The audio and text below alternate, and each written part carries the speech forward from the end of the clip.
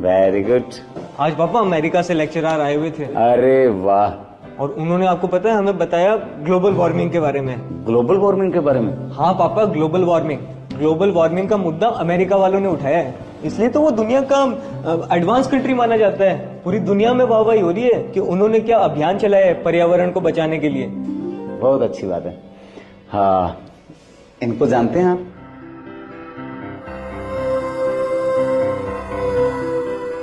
ये कौन है? जो तुम्हारे अमेरिका से लेक्चरर आए थे ना, उनके गुरुओं के गुरुओं के गुरुओं के गुरु, ये जगत गुरु जम्बेश्वर भगवान है।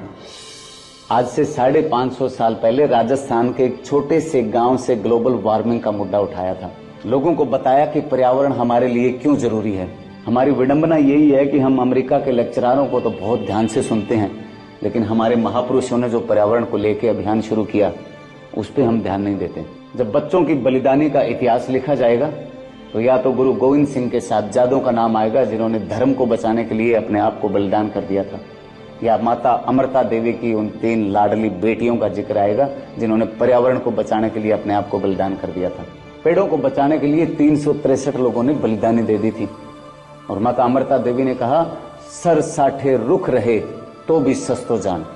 मतलब अगर पेड़ पौधों को बचाने के लिए सर का बलिदान भी देना पड़े तो भी सस्ता है। राजस्थान के छोटे से गांव समराथल में सन 1542 में बिश्नोई धर्म की गुरुजी ने स्थापना की। बिश्नोई धर्म जो शुद्ध शाकाहारी है, जीवों की रक्षा करता है और पर्यावरण की पूजा करता है। कोरोना में आके सब साइंटिस्ट ने कहा कि हमारे लिए ऑक्सीजन कितनी जरूरी है। ये बात हमारे गुरु जम्बेश्वर भगवान ने आज से 550 साल पहले कह दी थी। लेकिन हमारी विडंबना ये है कि हम हमारे बच्चों को हमारे महापुरुषों के बारे में, हमारे गुरुओं के बारे में नहीं बताते। सिर्फ अगरबत्ती करने से, पूजा करने से महापुरुष महान नहीं होते। उनके विचारों को अपनाने से हम लोग महान होते हैं। हमारा समाज, हमारा धर्म, हमारा हिंदुस्तान महान होता है। और बच्चे सीखते हैं कि हमारे पर्यावरण को बचाने की मुहिम कहाँ से शुरू हुई थी और हमें उसको कैसे बचाए रखना है। ये होम हवन जिसको लोग अंधविश्वास समझ लेते हैं, वो हमारे महापुरुषों ने बताया था कि देसी घी का हवन करने से कितनी बीमारियां खत्म होती है, कितना हमारा वातावरण शुद्ध होता है, कितने जीवाणु रोगाणु खत्म होते हैं।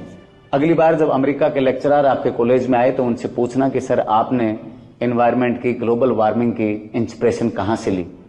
उनके गुरुओं के गुरु भी यही बताएंगे कि हमने गुरु जम्बेश्वर भगवान से सीखा है कि पर्यावरण हमारे लिए कितना जरूरी है। लेकिन पापा मुझे एक बात नहीं समझ आई, इन महापुरुषों के बारे में हमें स्कूल कॉलेज की किताबों में क्यों नहीं पढ़ाया जाता? हाँ बेटा, स्कूलों में पढ़ाना तो चाहिए, लेकिन हमारे गुरुओं ने, सदगुरुओं ने कहा है कि माँ बाप से बड़ा कोई गुरु नहीं होता। माँ बाप का भी फर्ज बनता है कि हम हमारे महापुरुषों के बारे में बच्चों को जानकारियां देते रहें। और हाँ, विश्व में एडवांस कंट्री इंडिया ही था, इंडिया ही है, इंडिया ही रहेगा। जय हिंद। चलो अब खाना खा लो। पापा एक बात तो माननी पड़ेगी, बड़ों के साथ बैठने से बहुत कुछ सीखने को मिलता है और बहुत जानकारी मिलती है, और इस क्लास की फीस भी नहीं लगती। थैंक यू पापा। वेलकम बेटा, वेलकम। हेलो दोस्तों, पर्यावरण के प्रति जागरूक करने के लिए कहानी थी। इसमें कोई गलती हो तो हम आपसे माफी चाहते हैं, और अच्छी लगी हो तो कमेंट करके हमें जरूर बताएं।